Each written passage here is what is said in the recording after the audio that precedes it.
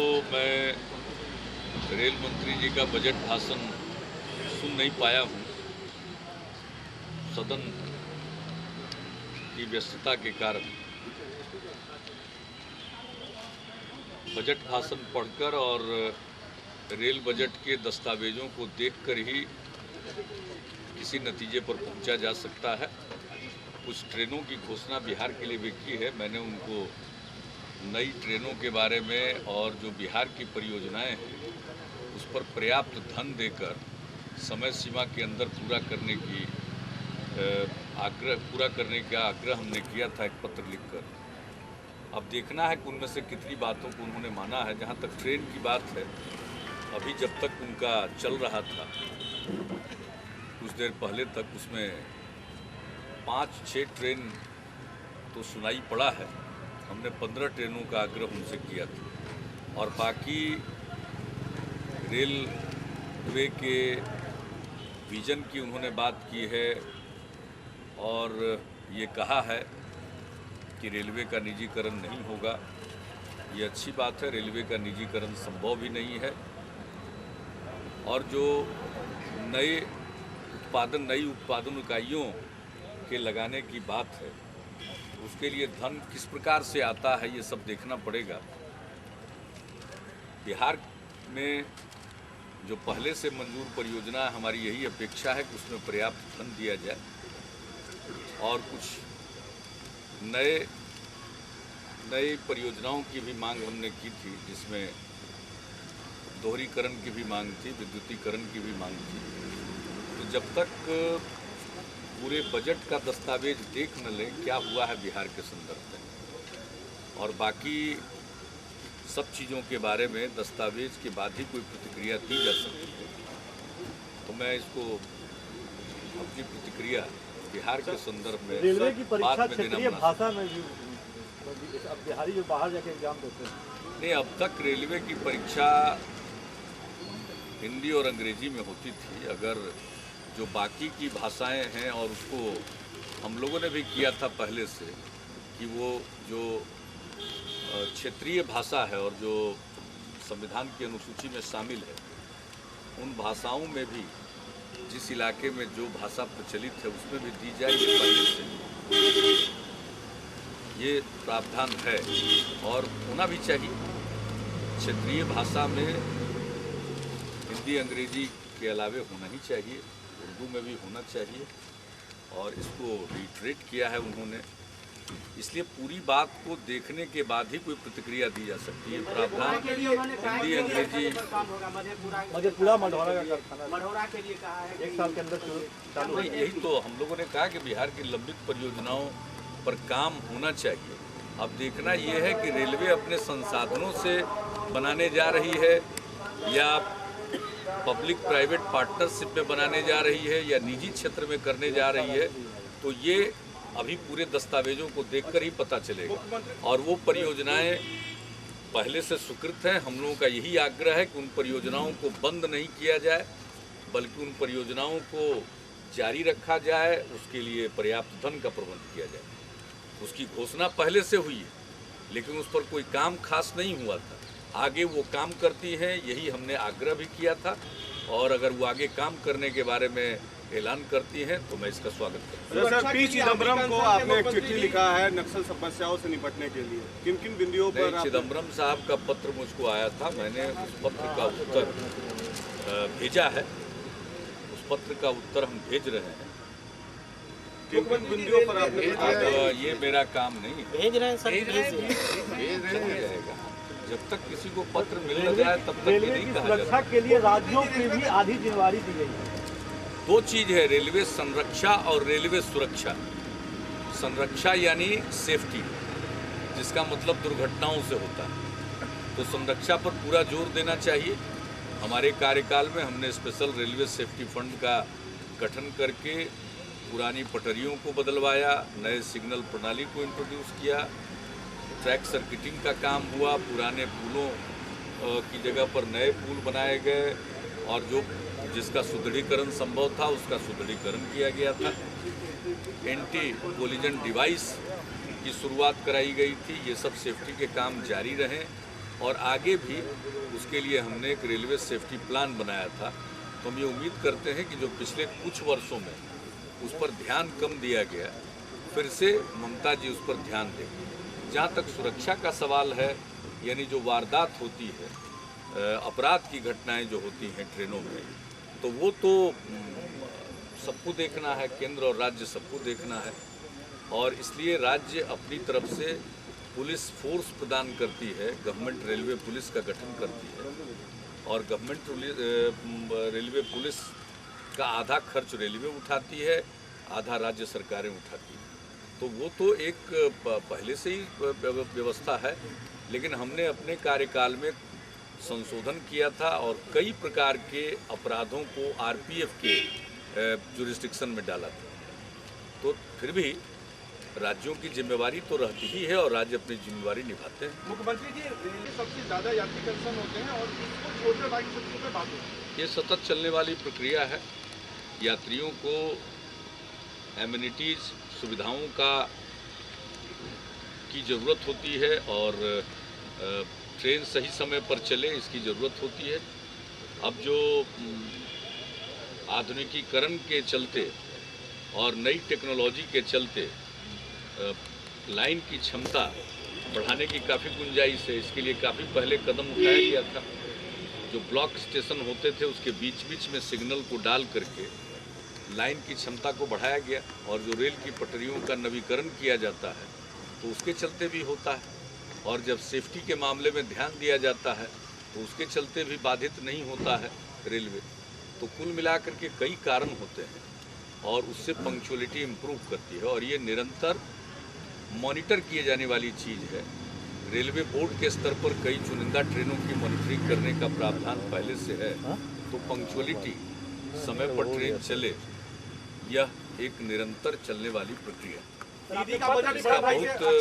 इसका बहुत देखिए, बड़े भाई के तो बजट वगैरह में कुछ रहता नहीं, यूं ही घोषणा ज़्यादा करते रहते थे वो। अब उनकी ऐसी घोषणा थी कि हम लोगों को भी जोर लगाना पड़ा कि वो कहीं दब न जाए।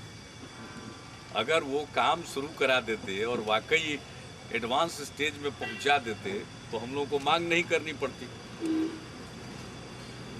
तो ऐसी घोषणा तो वो करते रहते थे। यहाँ तक कि पहले से जो काम चलता था उसको भी उन्होंने रोक दिया था। हरनौत रेल कारखाना, नेवरा से लेकर के शेखपुरा तक की रेल लाइन, पटना गया का डबलिंग, ये जो 3 महासेतु का काम था मंथर गति से चला। पटना में रेल पुल, मुंगेर में रेल पुल, कोसी का पुल, ये सब हमारे समय में काम शुरू कराने के बाद उनके समय में मंथर गति से रहा। तो उनका परफॉर्मेंस अच्छा नहीं था। उनका सारा समय बीत गया मुनाफा का ढिंढोरा पीटने में, जो कि बाद में उसमें हवा निकल गई रेलवे के श्वेत पत्र आने के बाद। इसलिए उनकी चर्चा करना बेकार है। सबको मालूम होना चाहिए था कि बिहार का कुछ कर नहीं पाए, अचानक रेलवे का क्या करेंगे। वो बने बनाए चीज़ को ही ठीक करने में लगे थे। तो बीच में ज़रूर रेलवे को नुकसान हुआ, उस पर जितना ध्यान देना चाहिए था नहीं दिया गया। हम उम्मीद करते हैं कि ममता जी इन चीज़ों पर ध्यान देंगी और बिहार के बारे में जो बातें हैं, जो पहले की परियोजनाएं हैं, उसमें अगर पर्याप्त धन दिया जाता है तो ये स्वागत योग्य कदम उनका चल ही रहा था और अब खत्म हुआ होगा। अब तो चूंकि आप तो मीडिया वाले हैं, आपको मालूम है, हम तो चले हैं तब तक उनका भाषण चल रहा था। खत्म हो गया सर। हाँ, खत्म हो गया। तो वो बगैर पढ़े हमने शुरू में ही कह दिया। पूरे दस्तावेजों का अध्ययन करने के बाद, पूरे दस्तावेजों का अध्ययन करने के बाद ही होगा। हमने 15 के लिए लिखा था, अगर 5 भी दिया है तो मैं स्वागत करता हूँ। बाकी के लिए मेरा आग्रह बदस्तूर जारी रहेगा, ऑन रिकॉर्ड में फिर लिखूंगा कि उन ट्रेनों को भी दीजिए। निजीकरण न किए जाने का आपने स्वागत किया। निजीकरण नहीं किया जाना चाहिए और इसका ऐलान वो करती हैं, तो ये स्वागत योग्य कदम है। मुख्यमंत्री जी, आज हाउस में बैंकों के रवैये को लेकर काफी चिंता। यहाँ बैंकों के रवैये पर तो हम सब लोग चिंतित हैं और मुझे खुशी है कि विपक्ष का भी समर्थन इसको मिला है। तो सब मिलकर एक आवाज़ में फिर से कहेंगे। अभी रिजर्व बैंक के गवर्नर साहब आए हुए थे, उनसे भी हम लोगों ने कहा है। जब वित्त मंत्री जी आए थे 2 साल पहले, उनके सामने भी बात रखी थी। पुराने जो गवर्नर साहब आए थे 1.5 साल पहले, तो उनसे भी हम लोगों ने बात रखी थी। हम लोग अपना प्रयास जारी रहते हैं और स्टेट लेवल बैंकर्स कमेटी की मीटिंग में हर साल पहली मीटिंग में मैं भी जाता हूं और प्रत्येक मीटिंग में उप मुख्यमंत्री और वित्त मंत्री श्री सुशील कुमार मोदी जी जाते हैं और फिर सदन की भावना के ध्यान के मद्देनज़र और जो बैंकों का रवैया है, हम जरूर इस मामले को वित्त मंत्री जी से भी उठाएंगे।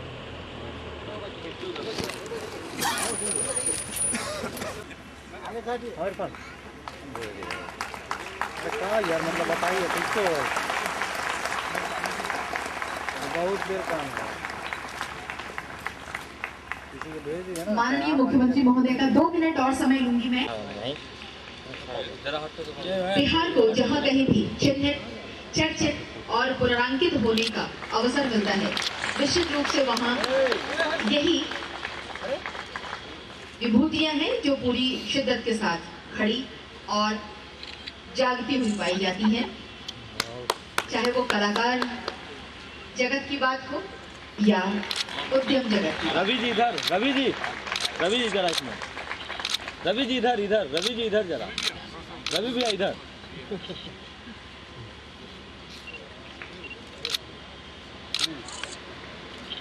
सम्मान समारोह।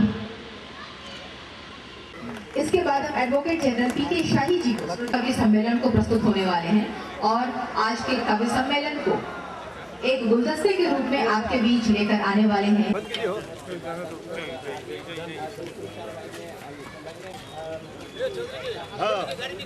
हाँ तो हटा दीजिए। अरे यार आप हटो यार।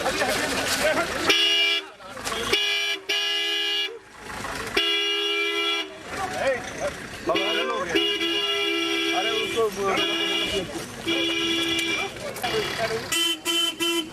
आने तो भेज दिया, हम बोल दिया। पीछे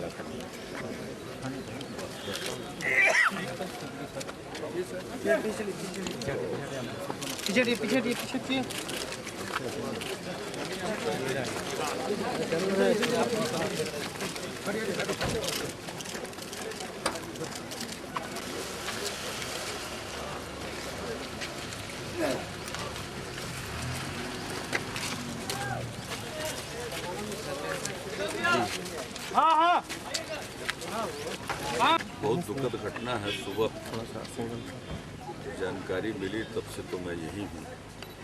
काफ़ी दुखद घटना है। ऐसी घटना के बारे में तो कोई कल्पना भी नहीं कर सकता है। अब इस दुख की घड़ी में हम सब लोग नरेंद्र भाई के साथ हैं। उनकी भी स्थिति स्वाभाविक है। बहुत ही भावनात्मक रूप से ऐसी परिस्थिति में जो मनुष्य की स्थिति होती है, डॉक्टर को बुलाया गया और उन लोगों ने उनको ये निर्णय लिया कि अभी कुछ समय तक उनको इंदिरा गांधी हृदय रोग संस्थान में उनको मेडिकल ऑब्जर्वेशन में लोग रखेंगे।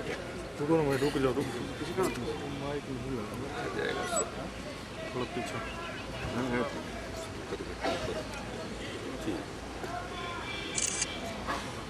वेरी सैड, वेरी वेरी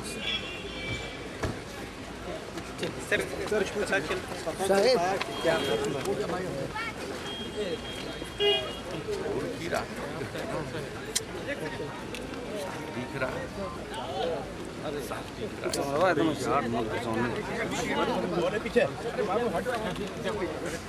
अरे यार हमरे केवल बोल रहे देख लो देख ना रहा यार अपना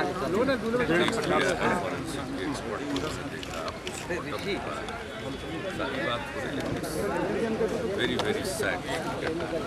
पार्टी के लिए पीछे कर दिए हम कर दिए और दुख होता है कि ऐसी परिस्थिति में क्या उसके मन में इमोशनल क्या हुआ उसने ये करना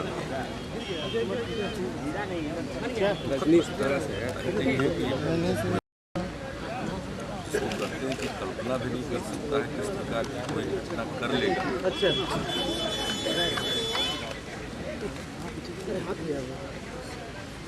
सब लोग एनर्जी के साथ वेरी वेरी